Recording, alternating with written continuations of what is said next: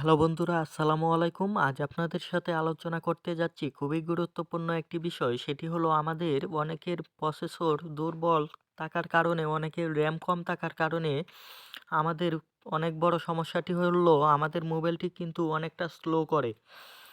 এজন্য আমরা কিন্তু মোবাইল চালিয়ে কোনো রকম শান্তি পাচ্ছি না। আমাদের মোবাইলটি স্লো করছে, কিন্তু আমাদের যে প্রসেসরের ওপর চাপ পড়ছে কিংবা আমাদের স্টোরেজটি ফুল হয়ে গেছে, আমরা সেটি খুঁজেও পাই না। আমাদের ফোন মেমোরিতে যাওয়ার পর আমরা এখানে চেক দিয়ে দেখি আমাদের ফোনে কোনো রকম কোনো মিউজিক বা ভিডিও নেই। তারপরেও কীভাবে আমাদের মেমোরিটি অনেক সময় ফুল হয়ে যায়, কিন্তু আমরা সেটা আর খুঁজে পাই না। এ কারণেই আমাদের মোবাইলটি কিন্তু অনেক স্লো করে। আজ আপনাদেরকে দেখিয়ে দেব কিভাবে আমাদের এই স্টোরেজটি খালি করবেন। যেমন ধরেন, আমি এখান থেকে আমার টফি অ্যাপসটি আনইনস্টল করে দিলাম।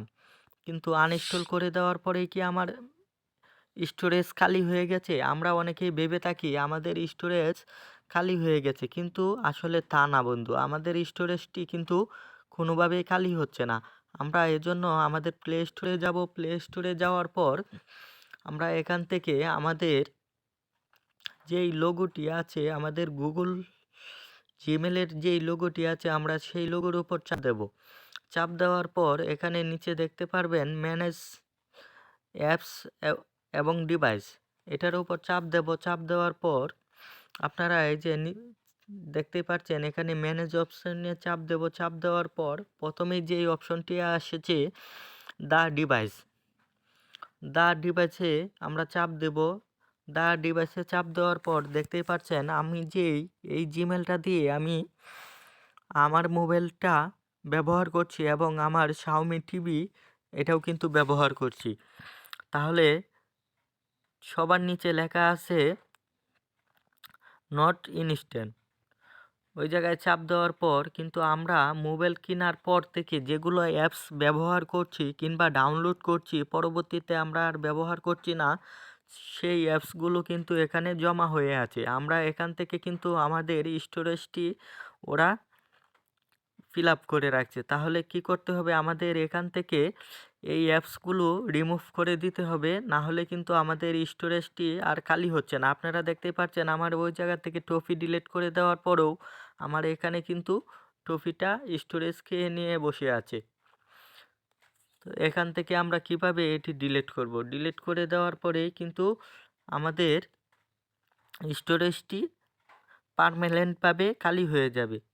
এজন্য কিন্তু আমাদের স্টোরেজটি খালি হচ্ছে না। দ্বিতীয়ত, আমরা আমাদের সেটিংসে চলে যাব। সেটিংসে চলে যাওয়ার পর আমরা যেই সেটিংসে আসার পর এখান থেকে আমরা নিচে চলে আসব। আসার পর দেখব এখানে অ্যাপস ম্যানেজমেন্টে চাপ দেব। চাপ দেওয়ার পর উপরে অ্যাপস লিস্টে চাপ দেব।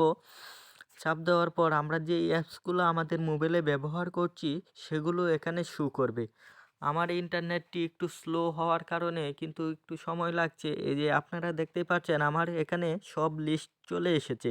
তারপর আমরা যেই অ্যাপসগুলো ব্যবহার করছি, যেমন ধরেন আমি এখানে বিকাশ অ্যাপস দিয়ে দেখাচ্ছি। অ্যাপসে যে নিচে পারমিশন অপশনটি আছে, পারমিশন অপশনে চাপ দেওয়ার পর এখান থেকে আমাদের যেই পারমিশনগুলো অ্যালাউ দেওয়া আছে, ক্যামেরা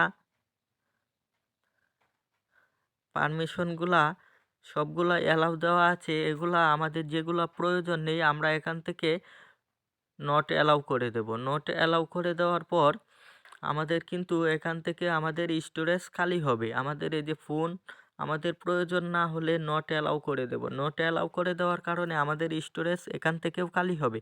এভাবে কিন্তু আমরা স্টোরেজ অনেকটা সেভ করতে পারবো এবং আমাদের মোবাইলটি হ্যাং করবে না, আমাদের মোবাইলটি গরম হবে না। যদি আপনি মনে করেন আমার ভিডিওটি দেখে আপনার কোনো উপকার হয়েছে, তাহলে আমাদের চ্যানেলটি সাবস্ক্রাইব করে আমাদের পাশে থাকুন।